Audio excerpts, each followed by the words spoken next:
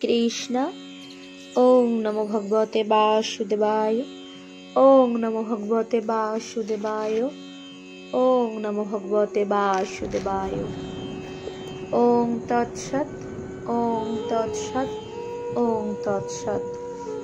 শ্রীমদ্ ভগবত গীতার পঞ্চদশ অধ্যায় পুরুষোত্তম যোগ।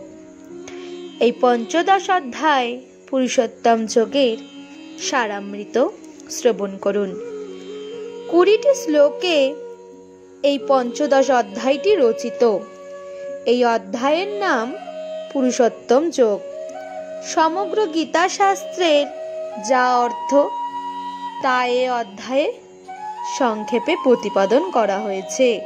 শুধু তাই নয়, সমগ্র বেদের যা প্রতিপাদ্য তাও এই অধ্যায়ে সংক্ষেপে বলা হয়েছে। যে তাকে জানে সেই বেদবিদ। সকল বেদের আমি একমাত্র প্রতিপাদ্য।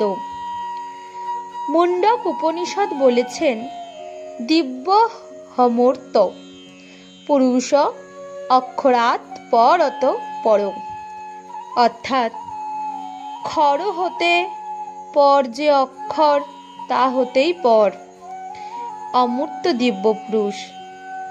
পুরুষোত্তম মতমত্বই এই অধ্যায়ের প্রধান আলোচনার বিষয়। শ্রী ভগবান নিজেই বলেছেন, আমি ক্ষরের অতীত এবং কূটস্থ হতেও উত্তম। সেই জন্যই ইহলোকে ও বেদে আমি পুরুষোত্তম এই নামে প্রখ্যাত হয়েছি।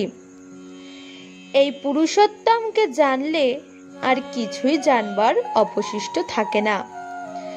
পুরুষোত্তমকে জানলেই জীব সর্ববিদ হয়ে যায়। তখন জীব বুঝতে পারে তিনি সগুণ, আবার তিনি নির্গুণ, তিনি সাকার, তিনি নিরাকার। তিনি কৃপাপরবশ হয়ে ভক্তদের পরিত্রাণের জন্য অবতার রূপে আবির্ভূত হন। এই পুরুষোত্তম তত্ত্ব অতি গুহ্য এবং সেই পরম পুরুষের বিশেষ কৃপা ছাড়া এই তত্ত্ব কেউ বুঝতে পারে না।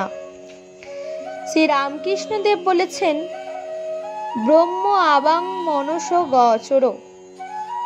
ব্রহ্মের স্বরূপ মুখে বলা যায় না, চুপ হয়ে যায়। অনন্তকে মুখে বোঝাবে? আর আছে, যিনি পুরুষ তিনি প্রকৃতি, যিনি ব্রহ্ম তিনি শক্তি। যখন নিষ্ক্রিয় সৃষ্টি স্থিতি প্রলয় করছেন না, তখন তাকে ব্রহ্ম বলি, পুরুষ বলি। আর এখন ওই সব কাজ করেন, তখন তাকে শক্তি বলি, প্রকৃতি বলি। কিন্তু যিনি ব্রহ্ম তিনিই শক্তি, যিনি পুরুষ তিনি প্রকৃতি হয়ে রয়েছেন। এই আদ্যাশক্তি আর ব্রহ্ম অভেদ। ব্রহ্মকে ছেড়ে শক্তি হয় না।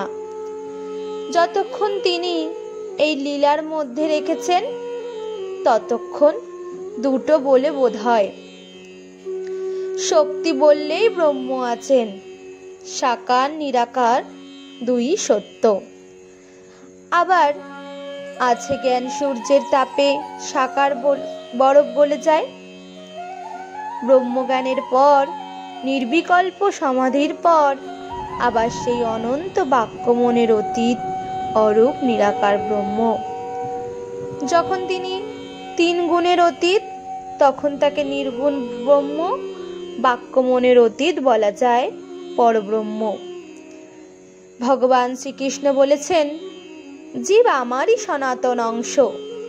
কর্মফলে সদা সদ জনিতে জন্মগ্রহণ করে সুখ দুঃখাদি ভোগ করে। শ্রীরামকৃষ্ণদেবের উক্তি, মানুষ তার মায়াতে পড়ে স্বস্বরূপ ভুলে যায়।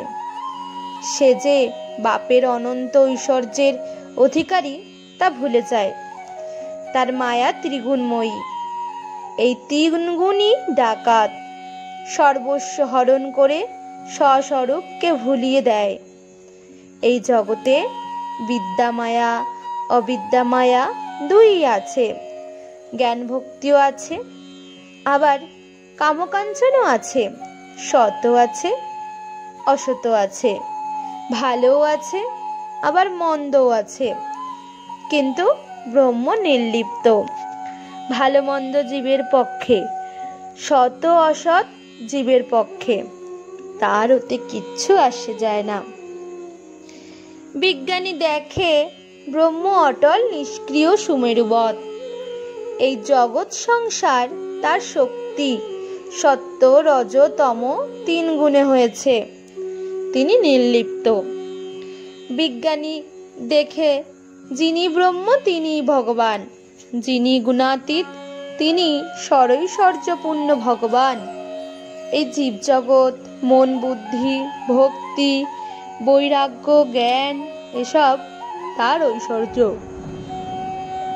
পুরুষোত্তমই সেই পরম ব্রহ্ম, পরম পুরুষ, পূর্ণ ভগবান। এর দর্শনেই চিরমুক্তি লাভ। সেই পুরুষোত্তম যার দর্শনে জীব চিরতরে নির্মোহ হয়ে পরম গতি লাভ করে, তার সম্বন্ধে শ্বেতাসত্তর উপনিষদ বলেছেন, তং স্ত্রী তং পুমানসি তং কুমার উত বা কুমারী তং জীর্ণ দণ্ডেন বঞ্জসি তং জাত ভবসি বিশ্বত মুখ। অর্থাৎ তুমি নারী, তুমি পুরুষ, তুমি কুমার, আবার তুমি কুমারী, তুমি জরাভার বহন করে দণ্ডহস্তে স্থলিত পদে চলেছ বৃদ্ধের সাজে। আবার তুমি নবীন জীবনের ভূয়িষ্ঠ সম্ভাবনা নিয়ে নবজাতক রূপে পৃথিবীর বুকে দেখা দিচ্ছ নানা দেহে নানা আকৃতিতে। সেই পরম পুরুষোত্তমকেই ঋগ্বেদে বলেছেন সহস্র শীর্ষা পুরুষ ইত্যাদি।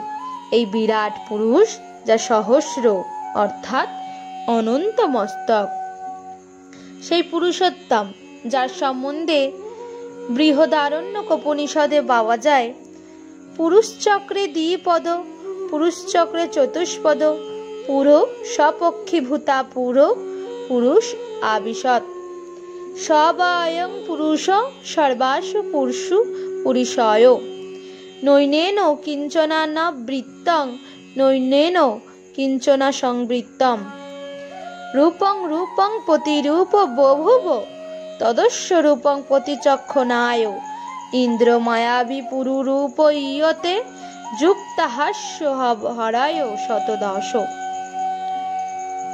দ্বিপদযুক্ত শরীর সমূহ সৃষ্টি করলেন। প্রথমত সেই পুরুষ পক্ষীরূপ হয়ে শরীর মধ্যে প্রবেশ করলেন। সেই প্রসিদ্ধ ঈশ্বর সকল পুরে শয়ন করে পুরুষপদবাচ্য হয়েছেন। এমন কিছুই নেই যা পরম ঈশ্বর দ্বারা আবৃত নয় এবং যাতে তিনি অনুপ্রবিষ্ট নন। বিভিন্ন উপাধি অনুযায়ী তিনি তদনুরূপ হয়েছেন। আপন তত্ত্ব প্রকাশের জন্য তার এই রূপ সকল হয়েছে। পরমেশ্বর মায়ার মিথ্যাভিমানের দ্বারা পুরুষ রূপে কল্পিত হন, কেননা তিনি প্রত্যাগাত্মার শরীরের 10টি এমনকি শত শত ইন্দ্রিয় সংযোজিত আছে। আবার সেই পুরুষোত্তমই সর্বনিয়ন্তা। তাই কঠোপনিষদ বলেছেন ভয়াদশাগ্নিস্তপতি ভয়াত্তপতি সূর্য ভয়াদিন্দশ্চ বায়ুশ্চ মৃত্যুর্ধাবতি পঞ্চম। তার ভয়ে অগ্নি তাপ দেন, তারই ভয়ে সূর্য বিশ্ব ব্রহ্মাণ্ডে উত্তাপ দিচ্ছেন, তার ভয়ে ইন্দ্র বায়ু এবং এদের মধ্যে পঞ্চম মৃত্যু ও সকার্যে পবিত্র হন। ভগবান জীবের কল্যাণের জন্য আত্মস্বরূপ উদ্ঘাটিত করে বলেছেন, আমি সেই পুরুষোত্তম এবং এটি পরম গুহ্য তত্ত্ব। আমাকে পুরুষোত্তম রূপে জানলে জীব কৃতকৃত্য ও অভিহয় চিরমুক্ত হয়ে যায়। এটি একটি শ্রেষ্ঠ অধ্যায়। ওং শান্তি ওং শান্তি ওং।